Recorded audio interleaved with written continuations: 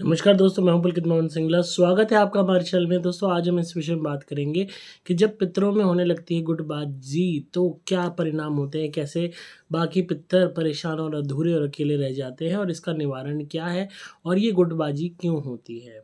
दोस्तों, मैंने कल भी पितरों पर वीडियो बनाई थी जहाँ मैंने आपको बताया था कि कोई भी नया मृत परिजन जब पितरों द्वारा नहीं अपनाया जाता, तो उस वीडियो के आधार पे लोगों ने बहुत सारे सवाल किए।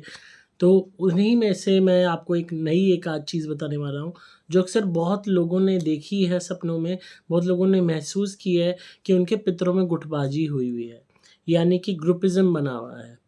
कई मरे हुए परिजन इकट्ठे दिखाई देते हैं और कोई मरा हुआ परिजन अकेला दिखाई देता है या किसी अन्य परिजन के साथ दिखाई देता है, पर उस ग्रुप में नहीं होता। तो जिस तरीके से हम भौतिक दुनिया में गुटबाजी करते हैं, ग्रुपिज़्म करते हैं, स्कूल में, कॉलेज में, व्यापार में, दोस्ती में, सामाजिक मित्रता में, पड़ोसियों में, इसी तरीके से गुटबाजी पितरों में भी होती है। अक्सर पुरानी पीढ़ी के पितरों में भी आपस में लड़ाई झगड़े या द्वेष हो जाते हैं। कभी-कभी हमारे घर का कोई परिजन बहुत बुरा होता है हमारे प्रति या सबके प्रति, और उसने पहले जो हमसे हमसे पहले या उस इंसान से पहले जो लोग मरे थे उनके साथ बहुत बुरा व्यवहार किया होता है। इस कारण भी वो उसको एक्सक्लूड कर देते हैं और एक अपना ग्रुप बना लेते हैं, गुट बना लेते हैं कि हमारे ग्रुप में तुम दाखिल नहीं हो। कभी-कभी बुरी आत्माएँ मिलके इस गुटबाजी को अंजाम देती हैं, एक ग्रुपिज़्म बना देती हैं, मतलब आपके ही पितरों के साथ सम्मिलित होके एक नया ग्रुप फ़ॉर्म कर लेती हैं, जिसके अंदर वो बुरी आत्माएँ भी होती हैं, आपके पितर भी होते हैं जो ऑलरेडी नेगेटिव बन चुके होते हैं। अब कोई नया पितर गया है अच्छी नीयत से जो आपका भला करना चाहता है, पर उस ग्रुप में बुरी आत्माओं के साथ जो पितर बैठे हैं वो नेगेटिव हो गए हैं, वो कहेंगे नहीं, इनका भला नहीं करना है, इनका बुरा करना है, अगर तुझे हमारे ग्रुप में रहना है तो इनका बुरा करना होगा। तो वो अगर कहेगा नहीं मैं इनका बुरा नहीं करूँगा, तो ऑब्वियस सी बात है ग्रुप से एक्सक्लूड हो जाएगा। और अक्सर ऐसे पितर मिलके उस अच्छे पितर को दबाने का भी प्रयास करते हैं, मारने का, पीटने का, तंग करने का भी प्रयास करते हैं। प्रेत आत्माओं के बीच में भी लड़ाई झगड़े, मारपीट होती है। अपने आप में बहुत विचित्र है, क्योंकि भौतिक शरीर ना होते हुए भी 3 तत्वों वाले शरीर से भी वो मायावी क्रियाएँ करते हैं। एक भौतिक जीवन को मिमिक करके उस पारलौकिक दुनिया में अपने ही नए जीवन को जीने का प्रयास करते हैं और उन्हीं हरकतों को दोहराते हैं जो भौतिक जीवन में अक्सर आम मानी जाती हैं। कहीं न कहीं जब ये गुटबाजी होती है तो अच्छे पितरों के बीच और बुरे पितरों के बीच भी होती है, अच्छे बुरे पितरों के बीच भी होती है और साथ में बाहरी पितरों के इन्वॉल्वमेंट के बाद भी फ़ॉर्म होती है। कभी-कभी पॉज़िटिव आत्माएँ भी हमारे पितरों को प्रभावित करके अपने साथ ले जाती हैं और उनके ग्रुप बन जाते हैं। तो अगर 1 मिनट के लिए कोई नए पितर बने हैं, आपके नए घर के परिजन बने हैं और उनके अंदर भौतिक लालसा ज़्यादा है, वासना ज़्यादा है, तो अक्सर अगर अच्छी आत्मा के साथ अलाइन्ड है आपके पुराने पितर या कोई भी अच्छी आत्मा जो आपके घर का परिजन थी, तो वो अपने उस ग्रुप में इस नए पितर को या इस वासना से ग्रसित या भौतिक सुखों की लालसा से ग्रसित इंसान की आत्मा को शायद दाखिल ना होने दें। तो ग्रुपिज़्म में भी अक्सर परेशानियाँ उठानी पड़ती हैं। लोग अक्सर ऐसे सपने देखते हैं कि उनके 2-3 पितर तो इकट्ठे नज़र आते हैं, पर कोई पर्टिकुलर पितर अकेला नज़र आता है या कोई पर्टिकुलर पितर किसी और के साथ नज़र आता है, तो ये कहीं न कहीं ग्रुपिज़्म को, गुटबाजी को ही दिखाता है।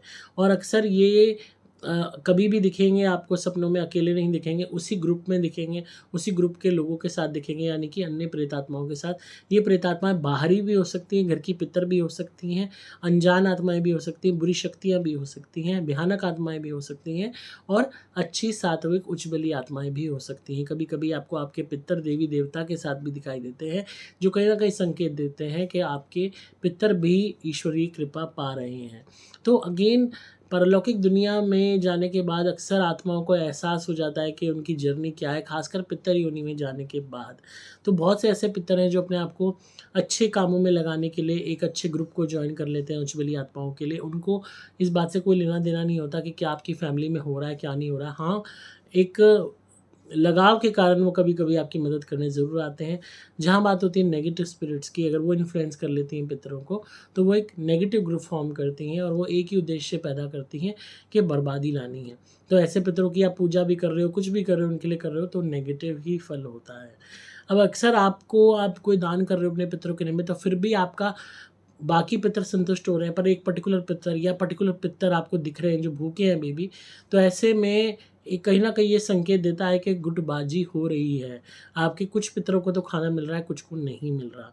तो अक्सर जो हम एक इकट्ठे थाली निकालते हैं, इसका सबसे इम्पोर्टेंट सॉल्यूशन है, जो ध्यान से सुनिए इस वक़्त आप, जो एक ही थाली निकालते हो फिर पितरों की, वो अलग थाली निकालनी शुरू कर दो। जो पर्टिकुलर परिजन रेगुलरली दिख रहा है और अभी भी दान करने के बावजूद भी खाना माँग रहा है, दान करने के बावजूद भी पानी माँग रहा है, कपड़े माँग रहा है, तो इट मीन्स उस तक वो मदद नहीं पहुँच रही। वो दूसरे पितर हजम कर रहे हैं या नेगेटिव स्पिरिट्स हजम कर रही हैं। तो ऐसे में उसके लिए एक ही कॉमन पितरों की थाली ना निकालते हुए उस परिजन की एक अलग थाली निकाल दीजिए भोजन की, और वो जानवरों में खिला दीजिए, गरीबों में बाँट दीजिए या मंदिर में दे दीजिए या उसका भंडारा कर दीजिए। तो कहीं न कहीं इससे उसका जब भोजन अलग होने लगेगा, उसके निमित्त खाना अलग होने लगेगा, तो बाकी पितरों उसको दें ना दें, उसको फिर इस बात से कोई फ़र्क नहीं पड़ेगा। एटलीस्ट उसको उसका सेपरेट इंडिविजुअल हक मिलना शुरू हो जाएगा। हर साइंस को आपको पकड़ना सीखना होगा, समझना सीखना होगा।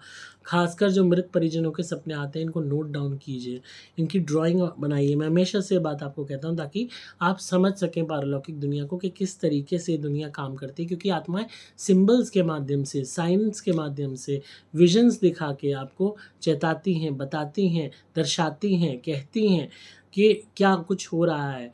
तो समझना आपके ऊपर है, जितना डीपली आप समझोगे उतना ही आप उनकी हेल्प कर पाओगे और उतना ही बदले में उनसे कृपा पा सकोगे। तो आई होप आपको आज की वीडियो पसंद आई होगी, और जौन-सा भी पितर आपको परेशान दिखता है, अगेन यही राय दूँगा, मेरी सुपर गोल्ड धुनी मँगाइए, उसको रेगुलरली जलाइए और उसी मृत परिजन की आत्मा की शांति की कामना कीजिए।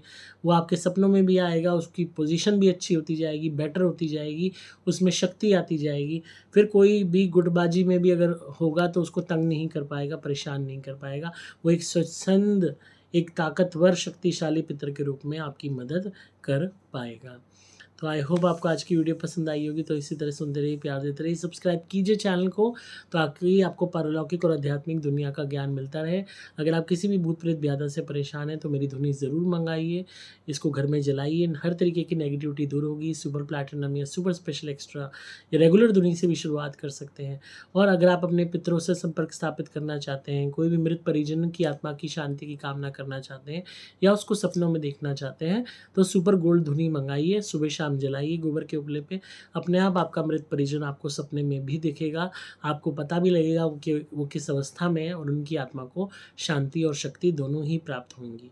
आपको सिंपली मोबाइल नंबर 8130331007 पे संपर्क करना होगा, व्हाट्सएप मैसेज या कॉल द्वारा। डिस्क्रिप्शन में आपको सभी डिटेल्स मिल जाएंगी। मैं हूँ आपका दोस्त पुलकित पवन सिंगला।